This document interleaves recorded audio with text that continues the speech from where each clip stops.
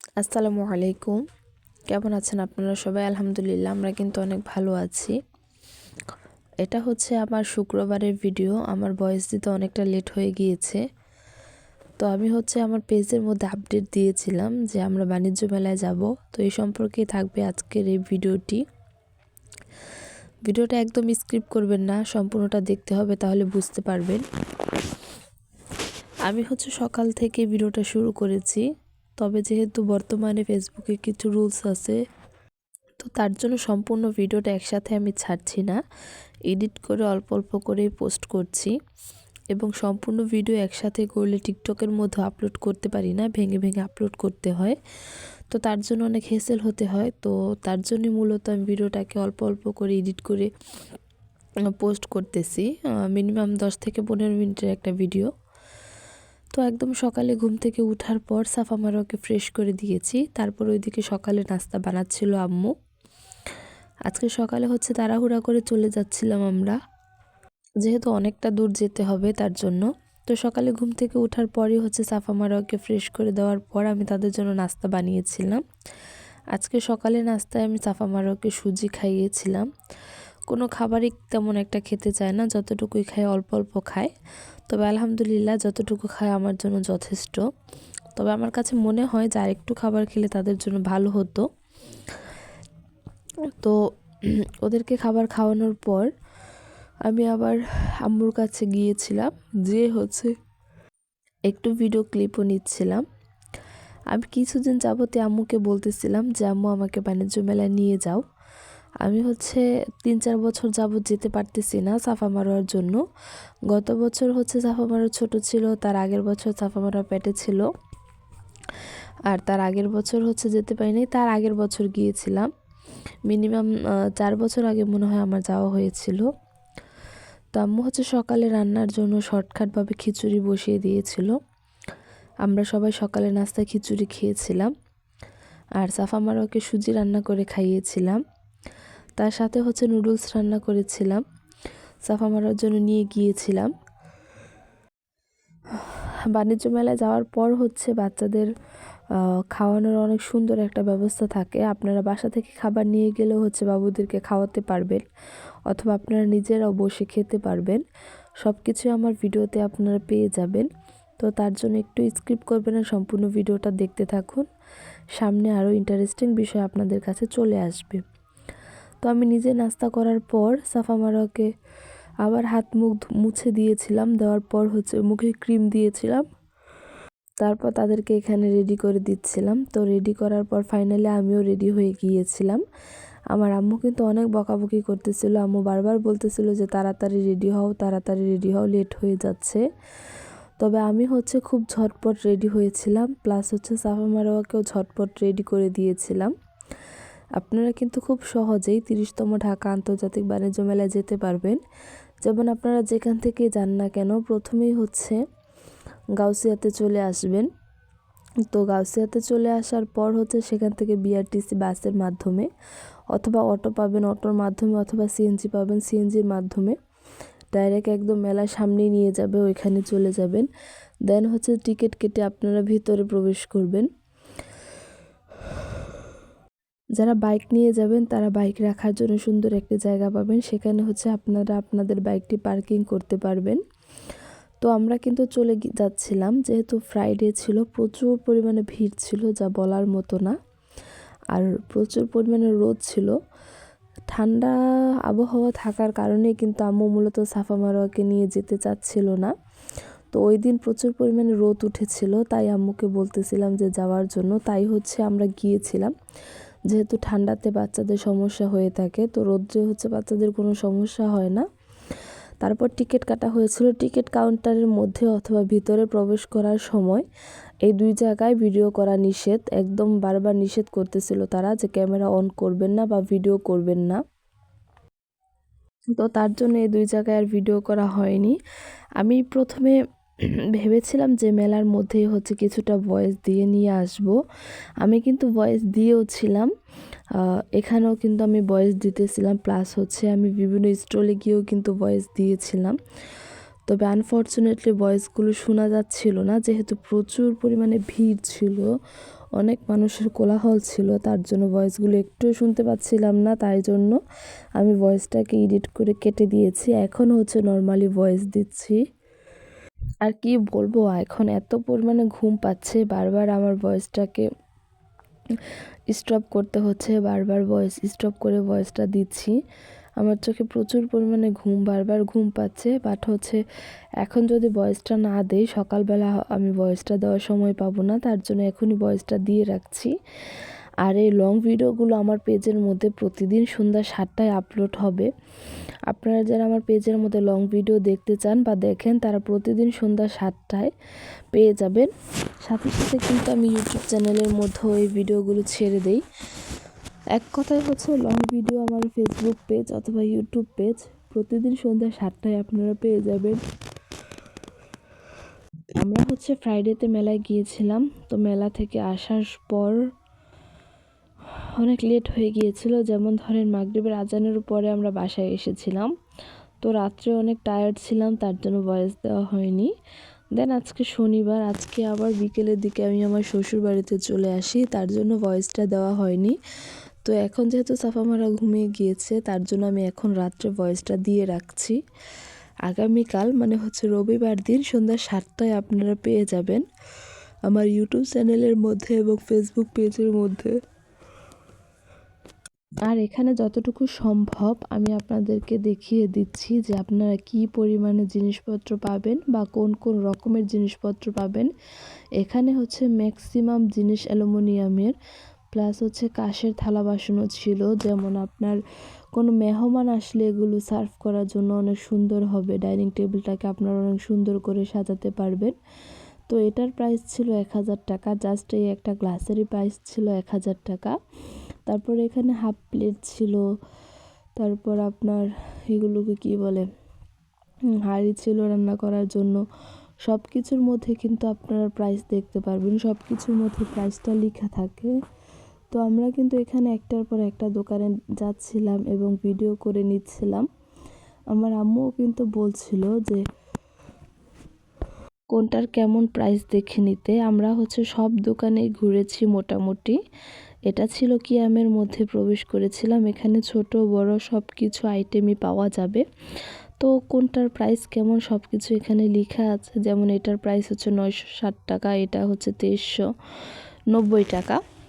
এগুলো হচ্ছে অনেক বড় বড় জিনিস, মানে মাংস রান্না করতে গেলে মিনিমাম অনেক পরিমাণে মাংস এটার মধ্যে রান্না করা যাবে। আমি যেহেতু মাইক্রোফোনটা এখনও কিনি নাই, তার জন্য হচ্ছে আমি মেলার মধ্যে ভয়েসটা দিতে পারি নাই। আমি আর কি ভাবতেছি একটা মাইক্রোফোন আমার লাগবে, যেহেতু আমি হচ্ছে ব্লগ আপলোড করে থাকি, তার জন্য একটা মাইক্রোফোন আমারও নিতে হবে। তো আমি অনলাইনের মাধ্যমে একটা মাইক্রোফোন অর্ডার করতে চাচ্ছিলাম। আমি প্রথমে ভাবতেছিলাম যে দারাজ থেকে একটা মাইক্রোফোন নিব, বাট দারাজ থেকে অনেকে বলতেছে যে ডেলিভারি চার্জ এখন বেশি হয়ে যাবে, তার জন্য আর এখন অর্ডার করা হয় নাই। একটা মাইক্রোফোন নিলে এরকম মেলার মধ্যে গিয়ে ভিড় থাকলেও আর কি ভয়েসটা দেওয়া যাবে। তো এখানে কিন্তু আপনারা মিনিমাম সব কিছু পেয়ে যাবেন, যেমন রাইস কুকার, এগুলো হচ্ছে রাইস কুকার। তার আগে দেখানো হয়েছিল মিক্সার গ্রাইন্ডার। তো এই কিয়ামের মধ্যে রাইস কুকার, তারপরে মিক্সার গ্রাইন্ডার, প্রেসার কুকার, তারপরে হচ্ছে আপনার ননস্টিক ফ্রাই প্যান সব কিছুই আছে।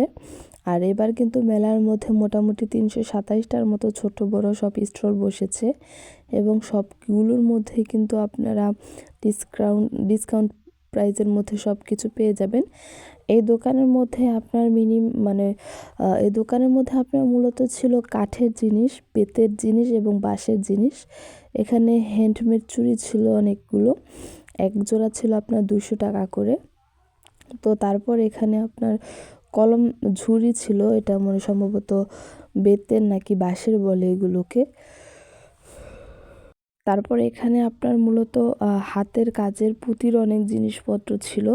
এগুলো ঘর সাজানোর জন্য অনেক সুন্দর হবে, যারা নিজেদের ঘরকে সুন্দর এবং আকর্ষণীয় করে সাজাতে চান তারা এই সকল জিনিসগুলো এই সকল জিনিসগুলো মেলা থেকে নিয়ে আসতে পারবে। এখানে ছিল কলমদানি, এগুলোর প্রাইস ছিল মনে হয় 200 টাকা করে। এই পুঁতির পাখি ছিল একটা, তারপরে এখানে ব্যাগ ছিল, ওয়ালমেট ছিল, কাঠের খুন্তি ছিল। এই দোকানটা মূলত আপনার বললাম না যে কাঠের জিনিসপত্র আর কি, বেতের, তারপরে কাঠের, বাঁশের এই সকল জিনিসপত্র ছিল এখানে। তারপর জুলাই আন্দোলনের কিছু লাগানো ছিল উপরের দিকে, জুলাই অভ্যর্থনা, জুলাই আন্দোলনের এখানে যারা শহীদ হয়েছিল বা যারা আন্দোলন করেছিল সেখানে কিছু শহীদদের ছবি লাগানো ছিল। তো সব কিছুই এখানে আমরা ঘুরে ঘুরে দেখতেছিলাম। তবে যারা যাবেন এই মেলার মধ্যে তাদের হাতে প্রচুর পরিমাণে সময় নিয়ে যেতে হবে। তার কারণ প্রায় 327টার মতো দোকান। আপনারা যদি সবগুলো দোকান ঘুরে দেখতে চান তাহলে হাতে অনেক সময় নিয়ে যেতে হবে, তাহলে সম্পূর্ণ মেলাটা আপনারা ঘুরে দেখতে পারবেন। আর যারা বাচ্চা নিয়ে যাবেন তাদের তো আরও বেশি সময় নিয়ে যেতে হবে। যেমন আমরা সাফা মারোয়াকে নিয়ে গিয়েছিলাম। মাশাআল্লাহ, সাফা মারার কথা বলার কিছু নেই, আপনারা তো জানেনই তারা যে কেমন দুষ্টুমি করে বা কতটুকু দুষ্টুমি করে। এই জায়গাটার মধ্যেই আপনারা বসে খাবার খেতে পারবেন এবং অনেক বিশ্রাম নিতে পারবেন। এই জায়গাটাই মূলত করা হয়েছিল জুলাই আন্দোলনের কিছু শহীদদেরকে নিয়ে। তো তারপর আমরা আশিক ফ্যাশনে চলে গিয়েছিলাম। এই আশিক ফ্যাশনটা বর্তমানে অনেক চলতেছে ইউটিউবের মধ্যে অথবা ফেসবুকের মধ্যে। এখানে মূলত ছেলেদের জন্য কোটি এবং ব্লেজার সেল করতেছিল তারা। এই কোটি এবং ব্লেজারগুলো অফার প্রাইসে চলতেছিল। তারপরে এখানে আমরা খাবারের দোকানের মধ্যে চলে আসলাম। বিভিন্ন প্রকারের আচার, চকলেটস, বিস্কিট, সন্দেশ, তারপরে ছোনপাপড়ি, মোয়া, এরকম আর কি বিভিন্ন প্রকারের জিনিস ছিল। ম্যাশমেলো ছিল, পাস্তা ছিল, নুডলস ছিল, রাইস নুডলস ছিল, অনেক কিছুই ছিল। তারপরে এখানে ছিল বাচ্চাদের খেলনা, তবে মূলত প্রাইস একটু বেশি যাচ্ছিল। এখানে ছিল বাচ্চাদের ক্লিপ, বাচ্চাদের হেয়ার ব্যান্ড, বড়দের হেয়ার ব্যান্ড, তারপরে গলার মালা, রাউন্ড ব্যান্ড, মাথার তুলি, মাথার কাঁকড়া, এগুলো আর কি মূলত কসমেটিক্স। যখন আমরা এই দোকানের মধ্যে প্রবেশ করি তখনই হঠাৎ করে কারেন্ট চলে যায়। তো তার জন্য একটু অন্ধকার হয়ে গিয়েছিল এবং ভিডিওগুলো একটু অন্ধকার অন্ধকার দেখাচ্ছিল। আবার আমরা যখন এই দোকান থেকে বের হয়ে আসি তখন কিন্তু আবার কারেন্ট চলে আসে। তো এখানে ইয়াররিং ছিল অনেকগুলো। যারা ইয়াররিং পছন্দ করে এবং আংটি পছন্দ করে, হাতে ব্রেসলেট পছন্দ করে, তারা এরকম দোকান থেকে অনেক কিছুই নিতে পারবে। এখানে অক্সি কালারের অনেকগুলো ইয়াররিং ছিল, ছোট ছোট ইয়াররিং ছিল, ছোট ছোট ফিঙ্গার রিং ছিল। এখানে ফিঙ্গার রিং ছিল প্রচুর পরিমাণে, হিউজ কালেকশন ছিল। ইয়াররিংয়েরও হিউজ পরিমাণে কালেকশন ছিল। তারপরে এখানে ছিল আপনার কাটার, যেটার সাহায্যে আপনারা সবজি, গাজর, মূলা এগুলো কাটিং করতে পারবেন। উনি আমাদেরকে ভয়েসের মাধ্যমে বলে দিচ্ছিল যে কোনটা দিয়ে কিভাবে কাট করতে হয়। আমি ওনার ভয়েসটা এক্সট্রা আপনাদের সাথে আপলোড করে দিব, এটা আপনারা রিলস ভিডিওতে পেয়ে যাবেন। আমার পেজের মধ্যে রিলস ভিডিও আপলোড করে থাকি আমি 2 টাইম, যেমন সকালের দিকে একটা আর বিকেলের দিকে একটা।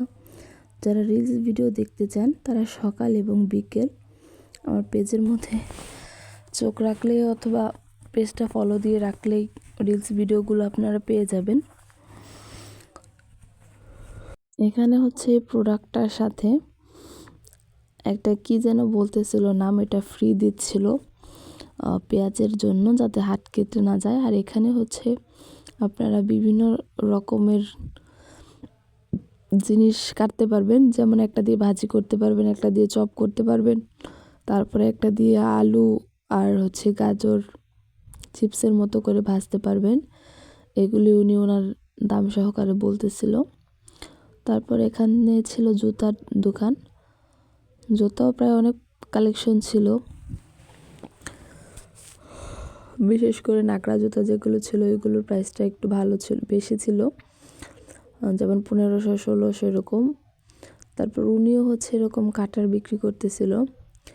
প্রায় সব জায়গায় ক্যামেরা ছিল, যেখানেই যে দোকানে ছিল না কেন সব দোকানের মধ্যে মূলত ক্যামেরা ছিল, সবাই ভিডিও করতেছিল।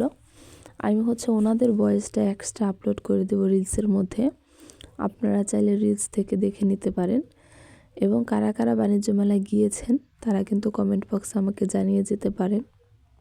বা কারা কারা যাবেন সামনে নিয়ত করতেছেন যে আমিও যাব, তারাও কিন্তু আমাকে জানিয়ে যেতে পারেন কমেন্ট বক্সের মাধ্যমে। তো ভিডিওটা কিন্তু অনেক লং হয়ে যাচ্ছে, তার জন্য আমি আর ভিডিওটাকে বেশি লং করতে চাচ্ছি না। ভিডিওটা আমি এখনই শেষ করে ফেলবো।